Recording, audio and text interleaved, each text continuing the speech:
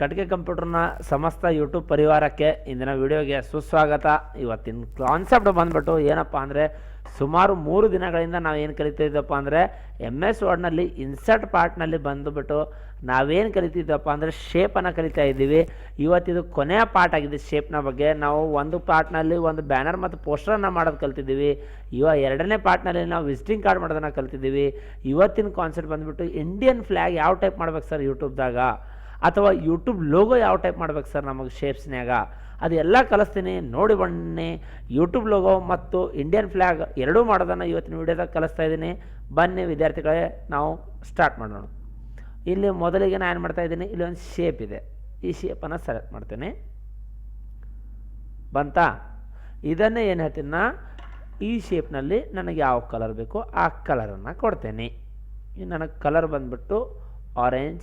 ನನ್ನ ಸ್ವಲ್ಪ ಕಲರನ್ನು ವೇರಿಯೇಷನ್ ಆಗಿದೆ, ಇಲ್ಲಿ ಕಲರನ್ನು ಚೇಂಜ್ ಮಾಡ್ತೇನೆ.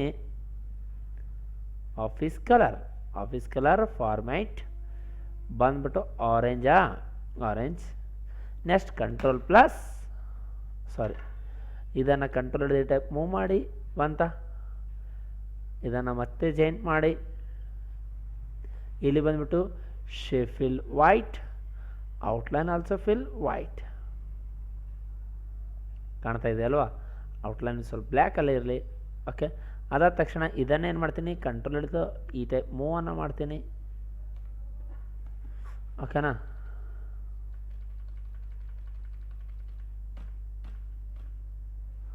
ಓಕೆನಾ? ಇಲ್ಲೇ ಬಂದ್ಬಿಟ್ಟು ಫಿಲ್ ಗ್ರೀನ್.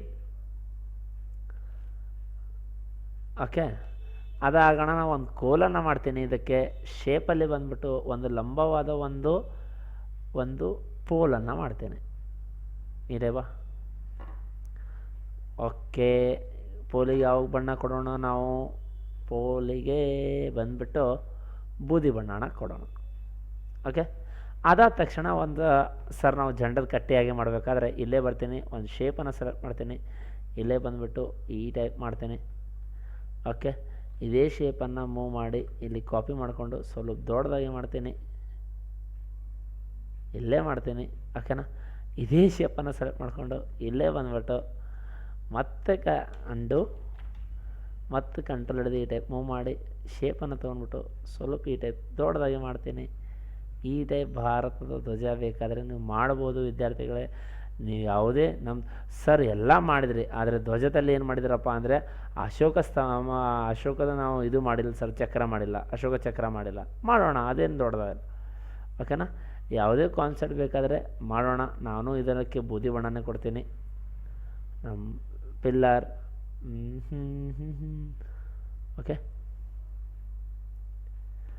ಓಕೆ ಮಾಡಿದ್ರಿನ.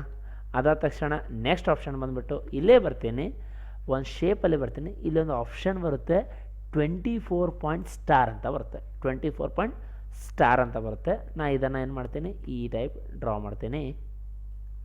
ಓಕೆನಾ? ಮತ್ತು ಇದಕ್ಕೋಸ್ಕರ ನಾನು ಏನು ಮಾಡ್ತಾಯಿದ್ದೀನಿ, ಇನ್ನೊಂದು ಶೇಪನ್ನು ತೊಗೋತೀನಿ. ಎಲಿಪ್ಸನ್ನು ತೊಗೋತೀನಿ. ಓವಲ್ ಅಥವಾ ಎಲಿಪ್ಸ್ ಅಂತ ಹೇಳ್ಬೋದು. ನಾವು ಇದನ್ನು ಸೆಲೆಕ್ಟ್ ಮಾಡ್ತೀನಿ. ಆಯಿತಾ? ಓಕೆ,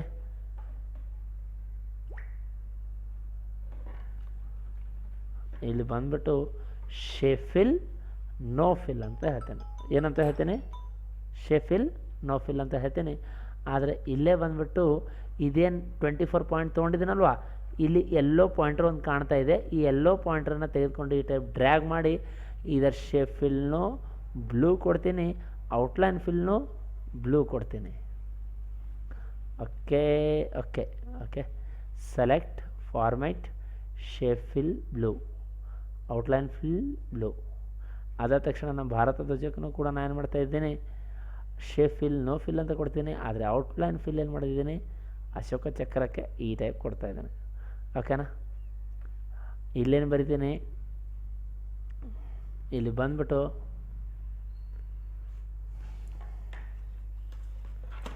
ಜೈ ಭಾರತ್ ಅಂತ ಬರ್ತೀನಿ. ಜೈ ಭಾರತ್,